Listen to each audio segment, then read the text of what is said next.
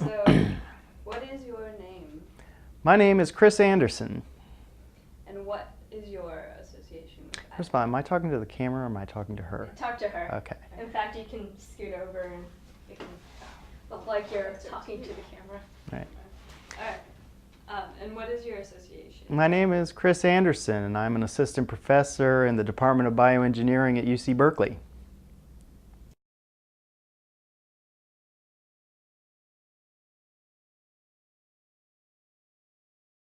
And how are you associated with synthetic biology? So synthetic biology is the focus of my research, and I've been doing it for about 10 years now.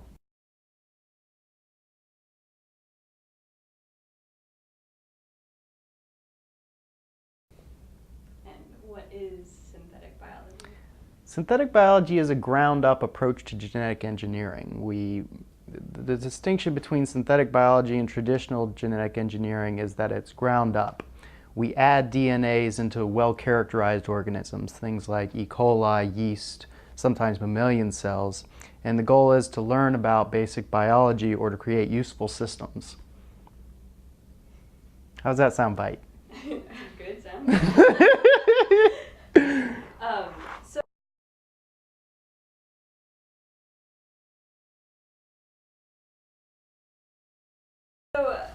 So I understand that you studied.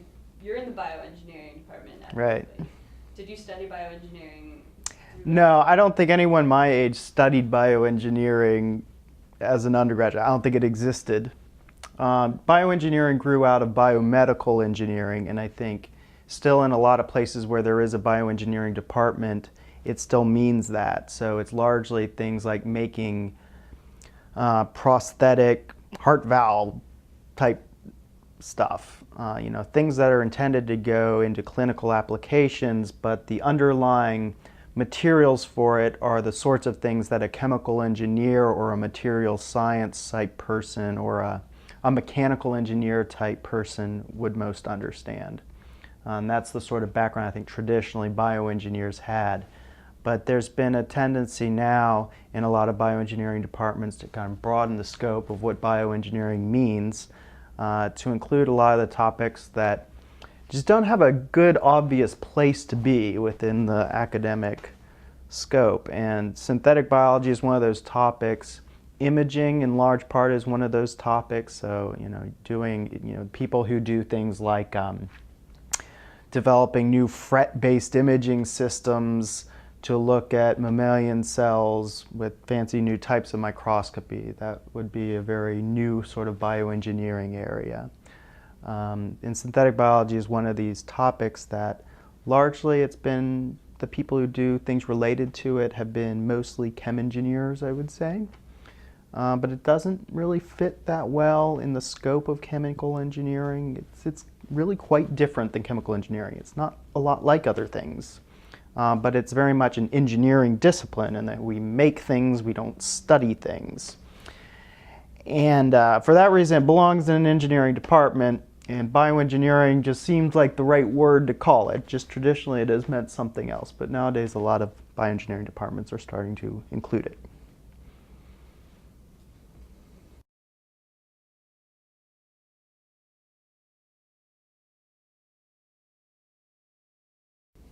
Fantastic.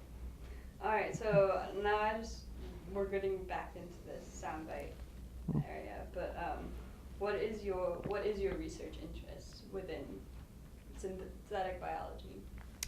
So my interests these days are a little bit of applications, but principally I'm interested in foundational technologies.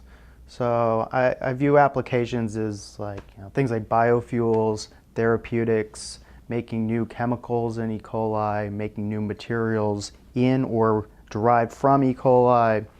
Things like that are applications. They're the useful products of the technology. And the foundational technologies are the tools or concepts that you use to make the applications. And just the technical work kit that we have, the toolkit for doing synthetic biology right now is a pretty poor toolkit. It hasn't changed that much in a very long time. Really, the only big development that's happened in genetic engineering since 30 years ago has been the development of the polymerase chain reaction, which was revolutionary, but that was 1990, so that was 18 years ago, and really nothing particularly new has happened. Nothing dramatic has happened since then. So there's a real absence of new tools to do things really better than they were done before. And I think BioBricks, though, is the potential to be developed into something that is a profoundly new technology. So a lot of my research is around how to use BioBricks in ways that are allow you to more quickly, more efficiently, and at lower cost solve engineering problems in biology. And help teach kind of.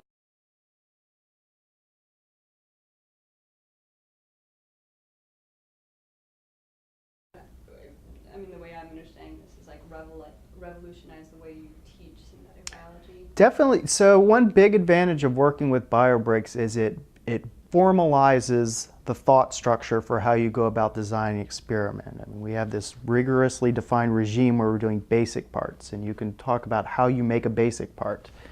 And then you have this whole separate idea of composite parts and devices associated with composite parts and how you would assay them, which is just this separate topic of discussion.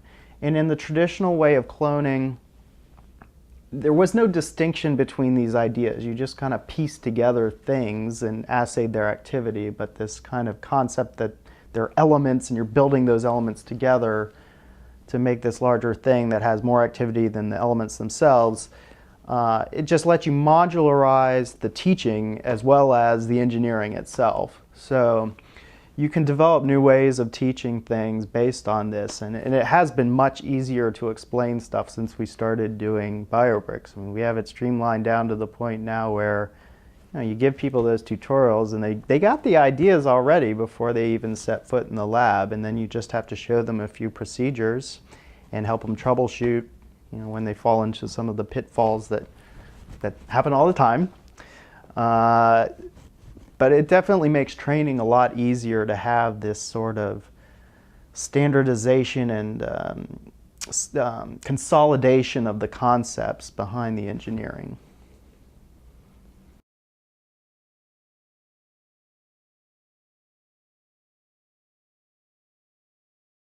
So I'm just going to go back to some things.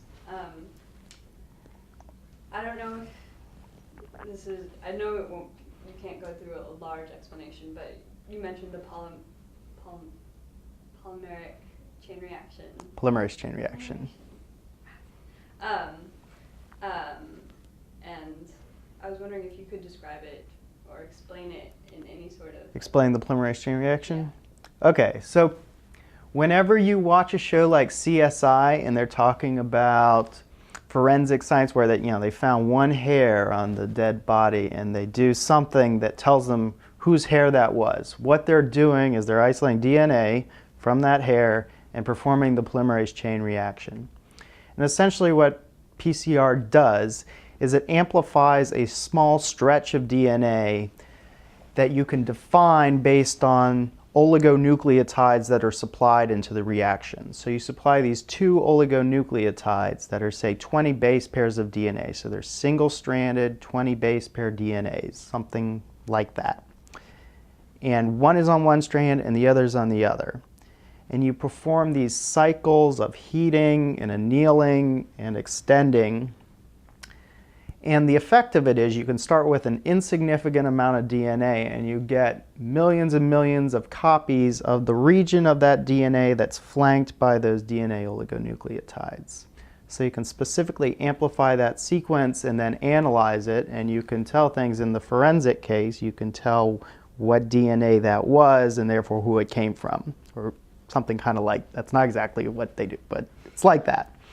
So in the context of synthetic biology, what has been so significant about PCR is that it allows you to build sequences and change sequences.